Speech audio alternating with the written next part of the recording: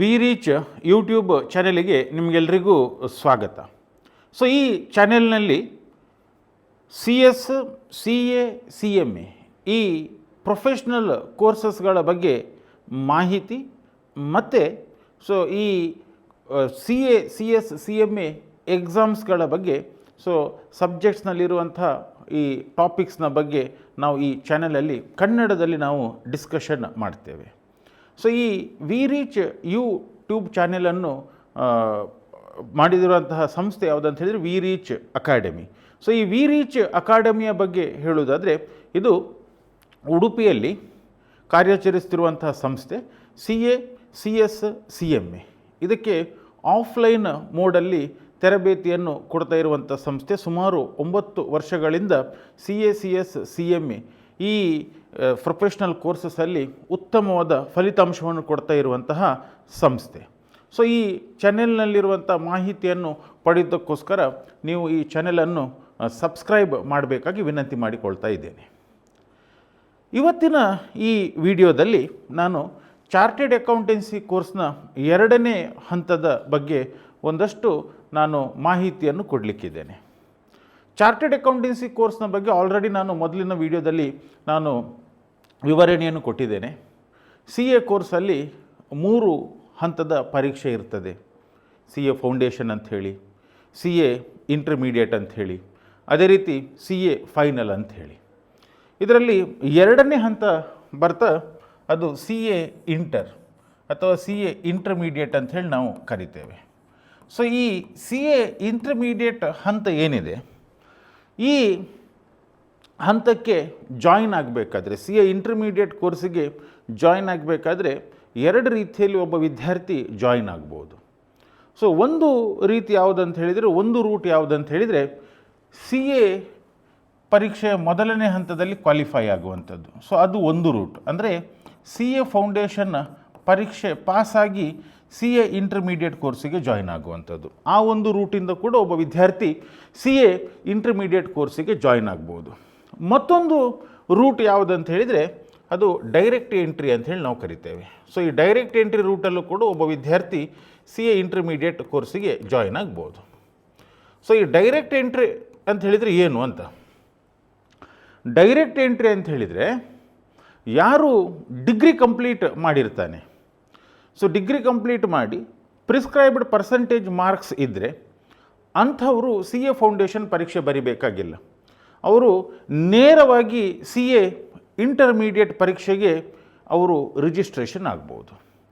So ಹಾಗಾದರೆ graduation ಲೆವೆಲಲ್ಲಿ ಎಷ್ಟು ಪರ್ಸಂಟೇಜ್ ಬಂದರೆ ನೀವು ಸಿ ಎ ಇಂಟರ್ಮೀಡಿಯೇಟಿಗೆ ನೇರ ಪ್ರವೇಶವನ್ನು ಪಡಿಬಹುದು ಅಂತ. ಗ್ರ್ಯಾಜುಯೇಷನ್ ನೀವೇನಾದರೂ ಕಾಮರ್ಸ್ ಗ್ರ್ಯಾಜುಯೇಷನ್ ಆದರೆ 55% ಮಾರ್ಕ್ಸ್ ಇದ್ದರೆ ನೀವು ನೇರವಾಗಿ ಸಿ ಎ ಇಂಟರ್ಮೀಡಿಯೇಟಿಗೆ ನೀವು ಎಂಟ್ರಿ ಪಡಿಬಹುದು. ಅದೇ ನಾನ್ ಕಾಮರ್ಸ್ ಗ್ರ್ಯಾಜುಯೇಷನ್ ಆದರೆ ಮಿನಿಮಮ್ 60% ಮಾರ್ಕ್ಸ್ ಇದ್ದರೆ ನೀವು ಸಿ ಎ ಇಂಟರ್ಮೀಡಿಯೇಟಿಗೆ ಪ್ರವೇಶವನ್ನು ಪಡಿಬೋದು. ಸೊ ಇದು ಸಿ ಎ ಇಂಟರ್ಮೀಡಿಯೇಟಿಗಿರುವಂಥ ಎಂಟ್ರಿ ರೂಟ್. ಸೊ 2 ರೀತಿಯಲ್ಲಿ ನೀವು ಸಿ ಎ ಇಂಟರ್ಮೀಡಿಯೇಟ್ ಕೋರ್ಸಿಗೆ ಎಂಟ್ರಿಯನ್ನು ಪಡಿಬೋದು. ಸರಿ, ಈಗ ಸಿ ಎ ಇಂಟರ್ಮೀಡಿಯೇಟ್ ಕೋರ್ಸಲ್ಲಿ ಏನೆಲ್ಲ ಸಬ್ಜೆಕ್ಟ್ಸ್ ಇದೆ? ಸೊ ಈ ಸಿ ಎ ಇಂಟರ್ಮೀಡಿಯೇಟ್ ಕೋರ್ಸಲ್ಲಿ ಒಟ್ಟಿಗೆ 6 ಪೇಪರ್ಸ್ ಬರ್ತದೆ.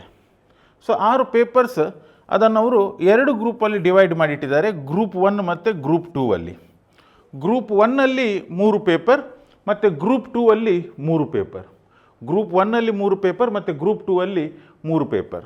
ಸೊ ಈ ಗ್ರೂಪ್ 1ಅಲ್ಲಿ ಬರುವಂಥ 3 ಪೇಪರ್ಸ್ ಯಾವುದಂತ ಹೇಳಿದರೆ, ಒಂದು ಅಡ್ವಾನ್ಸ್ಡ್ ಅಕೌಂಟಿಂಗ್.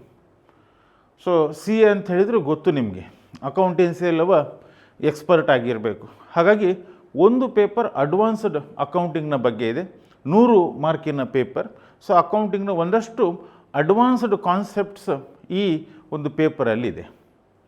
2ನೇ ಪೇಪರ್ ಬರ್ತಾ ಕಾರ್ಪೊರೇಟ್ ಆ್ಯಂಡ್ ಅದರ್ ಲಾಸ್, ಅದು ಕೂಡ 100 ಮಾರ್ಕಿಗೆ ಇರುವಂತಹ ಪರೀಕ್ಷೆ. 3ನೇ ಪೇಪರ್ ಬರ್ತಾ ಟ್ಯಾಕ್ಸೇಷನ್, ಇನ್ಕಮ್ ಟ್ಯಾಕ್ಸ್ ಲಾ 50 ಮಾರ್ಕಿಗೆ, ಗೂಡ್ಸ್ ಆ್ಯಂಡ್ ಸರ್ವಿಸ್ ಟ್ಯಾಕ್ಸ್ 50 ಮಾರ್ಕಿಗೆ. So direct tax 50 mark, indirect tax 50 mark. So ಈ ರೀತಿ 3 ಪೇಪರ್ಸ್ ಇದೆ. ಅದೇ ರೀತಿ ಗ್ರೂಪ್ 2ಗೆ ಬರ್ತಾ paper 4 cost and management accounting ಅಂಥೇಳಿ 100 ಮಾರ್ಕಿಗೆ, ಆಡಿಟಿಂಗ್ ಆ್ಯಂಡ್ ಎಥಿಕ್ಸ್ 100 ಮಾರ್ಕಿಗೆ. ಮತ್ತು 6ನೇ ಪೇಪರಲ್ಲಿ 2 ಪಾರ್ಟ್ ಇದೆ. ಫೈನಾನ್ಷಿಯಲ್ ಮ್ಯಾನೇಜ್ಮೆಂಟ್ 1 ಪಾರ್ಟ್ 50 ಮಾರ್ಕಿಗೆ, ಸ್ಟ್ರಾಟಜಿಕ್ ಮ್ಯಾನೇಜ್ಮೆಂಟ್ 50 ಮಾರ್ಕ್ ಮತ್ತೊಂದು ಪಾರ್ಟ್ ಬಿ ಯಲ್ಲಿರುವಂಥದ್ದು. ಸೊ ಈ ರೀತಿ 6 ಪೇಪರ್ಸ್ ಸಿ ಎ ಇಂಟರ್ಮೀಡಿಯೇಟ್ ಲೆವೆಲಲ್ಲಿ ಬರ್ತದೆ. ಅಂದರೆ ಇನ್ ಟೋಟಲ್ ಆಗಿ 600 ಮಾರ್ಕ್ಸ್ಗೆ ನಡೆಯುವಂಥ ಪರೀಕ್ಷೆ ಇದು. ಸೊ ಈ 600 ಮಾರ್ಕ್ಸ್ಗೆ ನಡೆಯುವಂಥ ಪರೀಕ್ಷೆಯಲ್ಲಿ ಈ ಇಂಟರ್ಮೀಡಿಯೇಟ್ ಕೋರ್ಸಲ್ಲಿ ನೀವು ಪಾಸ್ ಆಗಬೇಕಾದ್ರೆ ಪ್ರತಿಯೊಂದು ಪೇಪರಲ್ಲೂ ನಿಮ್ಮ ಮಾರ್ಕ್ಸ್ 40ಕ್ಕಿಂತ ಕಮ್ಮಿ ಇರಬಾರ್ದು. ಎಗ್ರಿಗೇಟ್ 50% ಮಾರ್ಕ್ಸ್ ಬಂದರೆ ನೀವು ಸಿ ಎ ಇಂಟರ್ಮೀಡಿಯೇಟ್ ಕೋರ್ಸ್ ಪಾಸಾದ ಹಾಗೆ. ನಂತರ ನೀವು ಪ್ರಾಕ್ಟಿಕಲ್ ಟ್ರೈನಿಂಗಿಗೆ ಎಲಿಜಿಬಲ್ ಆಗ್ತೀರ.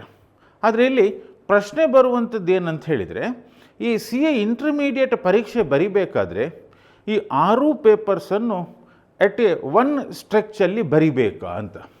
ಖಂಡಿತ ಇಲ್ಲ. ವಿದ್ಯಾರ್ಥಿಗಳಿಗೆ ಇಲ್ಲಿ ಆಯ್ಕೆ ಇದೆ. ಸೊ ಏನು ಆಯ್ಕೆ ಇದೆ ಅಂತ ಹೇಳಿದರೆ, ನೀವು ಒಂದು ಸಿ ಎ ಇಂಟರ್ಮೀಡಿಯೇಟ್ ಪರೀಕ್ಷೆಯಲ್ಲಿ ಒಂದು ಗ್ರೂಪ್ ಪೇಪರ್ಸ್ ಬರಿಬೋದು. ಈಗ ಉದಾಹರಣೆಗೆ ನಾನು ಫಸ್ಟಿಗೆ ಗ್ರೂಪ್ 1 3 ಪೇಪರ್ ಬರಿತೇನೆ, ಅದಾದ ನಂತರ ಗ್ರೂಪ್ 2ನ ಉಳಿದ 3 ಪೇಪರ್ ಬರಿತೇನೆ. ಸೊ ಆ ರೀತಿಯ ಒಂದು ಆಪ್ಷನ್ ಇದೆ. ಅಥವಾ ಇಲ್ಲ, ನಾನು ಮೊದಲಿಗೆ ಗ್ರೂಪ್ 2ನ 3 ಪೇಪರ್ ಬರಿತೇನೆ, ಅದಾದ ನಂತರ ಗ್ರೂಪ್ 1ನ 3 ಪೇಪರ್ ಬರಿತೇನೆ, ಆ ಆಪ್ಷನ್ ಇದೆ. ಮತ್ತೊಂದು ಆಪ್ಷನ್ನು 6ಕ್ಕೆ 6 ಪೇಪರ್ಸನ್ನು ಒಂದೇ ಅಟೆಂಪ್ಟಲ್ಲಿ ನಾವು ಬರೆಯುವಂಥದ್ದು. ಹಾಗಾದರೆ ನಾವು ಯಾವ ಥರ ಪ್ರೊಸೀಡ್ ಆದರೆ ಒಳ್ಳೆಯದು ಎನ್ನುವಂಥ ಒಂದು ಪ್ರಶ್ನೆ ಬರ್ತದೆ. ನಾವು ಒಂದೊಂದು ಗ್ರೂಪಿಗೆ ಕಾನ್ಸಂಟ್ರೇಟ್ ಮಾಡ್ತಾ ಪರೀಕ್ಷೆ ಬರೆಯುವಂಥದ್ದು ಒಳ್ಳೆಯದಾ, ಅಥವಾ 2 ಗ್ರೂಪ್ ಎಕ್ಸಾಮ್ಸನ್ನು ಒಂದೇ ಸರ್ತಿ ಕೊಡುವಂಥದ್ದು ಒಳ್ಳೆಯದಾ ಅಂತ? ಅದು ಯಾವುದರ ಮೇಲೆ ಡಿಪೆಂಡ್ ಆಗಿರ್ತದೆ ಅಂತ ಹೇಳಿದರೆ, ನಿಮಗಿರುವಂತಹ ಸಮಯ ಯಾವುದಕ್ಕೆ, ಅಭ್ಯಾಸ ಮಾಡಲಿಕ್ಕೆ ಅಥವಾ ಸ್ಟಡಿ ಮಾಡಲಿಕ್ಕೆ ನಿಮ್ಮ ಹತ್ರ ಇರುವಂಥ ಸಮಯದ ಮೇಲೆ ಡಿಪೆಂಡ್ ಆಗಿರ್ತದೆ. ಅಥವಾ ನಿಮಗೆ ಎಷ್ಟು ಸಮಯ ಕೊಡ್ಬೋದು ಸ್ಟಡೀಸಿಗೆ, ಅದರ ಮೇಲೆ ಡಿಪೆಂಡ್ ಆಗಿರ್ತದೆ. ಯಾಕಂತ ಹೇಳಿದರೆ ತುಂಬ ಜನ ವಿದ್ಯಾರ್ಥಿಗಳು ಇವತ್ತು ಸಿ ಎ ಕೋರ್ಸ್ ಮಾಡಬೇಕಾದ್ರೆ ಅದರ ಜೊತೆಗೆ ಡಿಗ್ರಿಯನ್ನು ಕೂಡ ಮಾಡ್ತಾ ಇದ್ದಾರೆ. ಸೊ ಆ ಡಿಗ್ರಿಯಲ್ಲೂ ಕೂಡ ಕೆಲವರು ಡೇ ಕಾಲೇಜಲ್ಲಿದ್ದಾರೆ, ಕೆಲವರು ಈವ್ನಿಂಗ್ ಕಾಲೇಜಲ್ಲಿದ್ದಾರೆ. ಸೊ ಹಾಗಾಗಿ ನಿಮ್ಮ ಕಾಲೇಜಲ್ಲಿರುವಂಥ ಶೆಡ್ಯೂಲು ನೀವು ನೋಡಬೇಕಾಗ್ತದೆ, ಕಾಲೇಜಲ್ಲಿರುವಂಥ ಪರೀಕ್ಷೆಗಳು ಯಾವಾಗ ಬರ್ತದೆ ನೋಡಬೇಕಾಗ್ತದೆ. ಸೊ ಅದರ ಬೇಸ್ನ ಮೇಲೆ ನೀವು ಡಿಸೈಡ್ ಮಾಡ್ಬೋದು.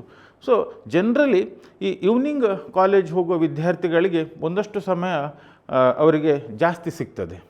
ಅಂತಹ ವಿದ್ಯಾರ್ಥಿಗಳು ಸಮಯ ಇದ್ದರೆ ಸ್ಟಡೀಸಿಗೆ ಅವರಿಗೆ ಸಮಯ ಕೊಡಲಿಕ್ಕೆ ಆಗ್ತದೆ ಅಂಥೇಳಿ ಆದರೆ ಡೆಫಿನೆಟ್ಲಿ ಅಂಥವರು 2 ಗ್ರೂಪ್ ಎಕ್ಸಾಮ್ ಕೊಡುವಂಥದ್ದು ಒಳ್ಳೆಯದು. ಅದೇ ಡೇ ಕಾಲೇಜಲ್ಲಿರುವಂಥ ವಿದ್ಯಾರ್ಥಿಗಳು ಅವರಿಗೆ ಕಾಲೇಜಲ್ಲಿ ಒಂದು ಹೆಕ್ಟಿಕ್ ಶೆಡ್ಯೂಲ್ ಇರೋದ್ರಿಂದಾಗಿ 2 ಗ್ರೂಪನ್ನು ಒಂದೇ ಸರ್ತಿ ಕೊಡಲಿಕ್ಕೆ ಅವರಿಂದ ಕಷ್ಟ ಆಗ್ಬೋದು.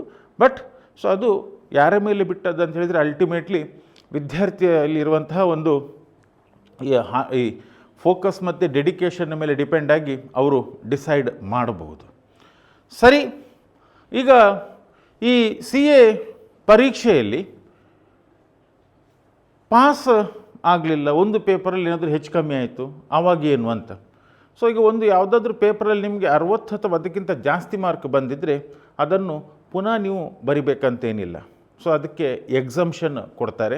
ಸೊ ಉಳಿದ ಪೇಪರ್ಸ್ದ ಮೇಲೆ ನೀವು ಎಕ್ಸಾಮ್ ಬರೆದು ನೀವು ಅದರಲ್ಲಿ 50% ಎಗ್ರಿಗೇಟ್ ಬಂದರೆ ಸೊ ನೀವು ಮುಂದಿನ ಹಂತಕ್ಕೆ ಕನ್ಸಿಡರ್ ಆಗ್ತೀರ. ಸೊ ಇದು ಸಿ ಎ ಇಂಟರ್ಮೀಡಿಯೇಟ್ ಕೋರ್ಸ್ನ ಬಗ್ಗೆ ಒಂದು ಮಾಹಿತಿ ನಾನು ಈ ವಿಡಿಯೋದಲ್ಲಿ ಕೊಟ್ಟಿರುವಂಥದ್ದು.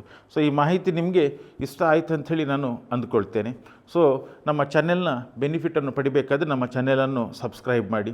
ಅದೇ ರೀತಿ ನಮ್ಮ ಕ್ಲಾಸಸ್ನ ಬಗ್ಗೆ ನಿಮಗೆ ಹೆಚ್ಚಿನ ಮಾಹಿತಿ ಏನಾದರೂ ಬೇಕಾದರೆ ಸೊ ಈ ವಿಡಿಯೋದಲ್ಲಿ ಸ್ಕ್ರೋಲ್ ಆಗ್ತಿರುವಂತಹ ನಂಬರಿಗೆ ನೀವು ಕಾಂಟ್ಯಾಕ್ಟ್ ಮಾಡ್ಬೋದು.